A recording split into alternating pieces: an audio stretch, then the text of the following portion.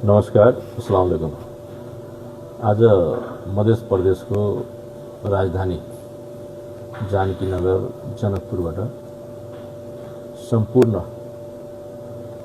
नेपाली दाजुभाइहरू दिदीबहिनीहरूमा अपिल गर्न चाहन्छु र जुन यो घटना धनुषा जिल्ला कमला नगरपालिका स्थित मस्जिदमा जुन घटना घटेको थियो त्यो घटनाको सत्य तथ्य बुझ्नको लागि म हिजो जनकपुरमा आएर जिल्ला प्रशासन कार्यालय सिडिओ साहबको र सम्पूर्ण जिल्ला सुरक्षा प्रमुखहरूको संयुक्त बैठक बसी र त्यहाँ चाहिँ यथार्थ जानकारी लिई र घटनास्थलमा पुगेर त्यहाँबाट पनि स्थानीयहरूसँग र जुन मस्जिदमा तोडफोड गरिएको थियो, मस्जिदभित्रको कुरान जलाइएको थियो, त्यो सम्पूर्ण जानकारी लिएर र मैले चाहिँ सुरक्षाको टिमसँग जानकारी लिँदाखेरि त्यो अपराध गराउने अपराधीलाई चाहिँ एकजनालाई नियन्त्रणमा लिइसकेको र नियन्त्रणमा लिनु मात्रै हैन, अदालतबाट नै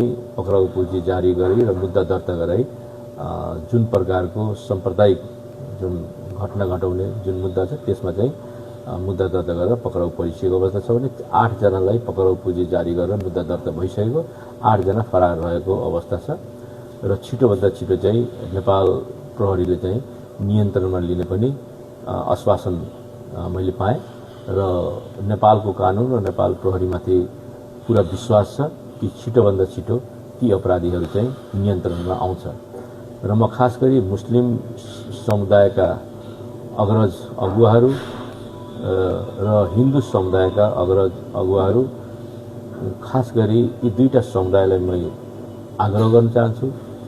यो घटना जुन प्रकारले घट्यो यो दुःखद घटना हो।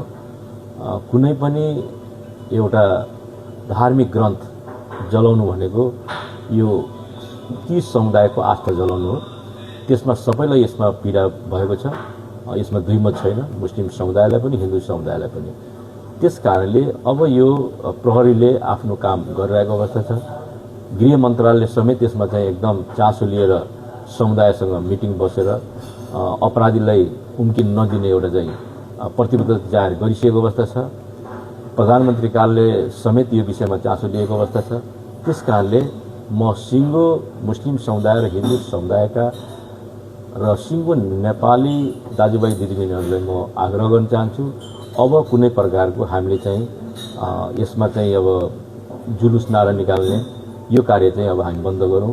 किनभने हामी एउटा चाहिँ आपसी भाइचारा अत्यन्तै हामीमा मजबुत छ।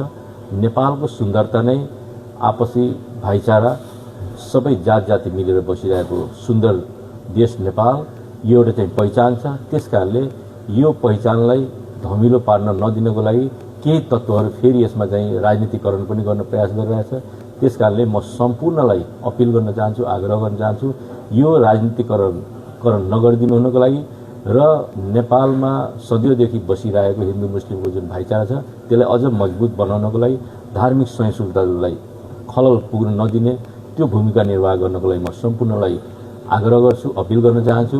अब चाहिँ यो विषयलाई लिएर कुनै चाहिँ जुलुस नारा निकाल्ने, घेराउ गर्ने यो कार्य चाहिँ दुवै समुदायबाट चाहिँ नहोस् भन्ने कुरामा म चाहिँ यो आग्रह गर्न चाहन्छु र मलाई पूर्ण विश्वास छ नेपालको कानुनमाथि र नेपालको प्रहरी प्रशासनमाथि कि यो विषयलाई एकदम नजिकबाट र सत्य तथ्य छानबिन गरेर कारबाहीको दायरामा ल्याउँछ। यसमा कुनै चाहिँ दुई मत छैन।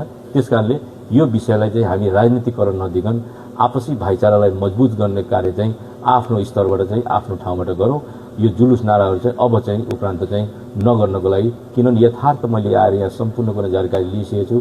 नेपाल प्रहरीले गर्नुपर्ने, प्रशासनले गर्नुपर्ने काम पुरा गरिरहेको छ, यसमा दुई मत छैन। त्यसकारणले यो विषयलाई अब हामी चाहिँ यो विषयलाई लिएर चाहिँ हामी चाहिँ के चिन्तित हौँ भने अब हामी चाहिँ भाइचारा चाहिँ गुमाउने काम नगरौँ। यो विषयमा चाहिँ म हिन्दू र मुस्लिम समुदायका दाजुभाइ दिदीबहिनीहरूलाई पनि म आग्रह गर्दै यो विषय यही नै अब अन्त्य गरौँ। धन्यवाद।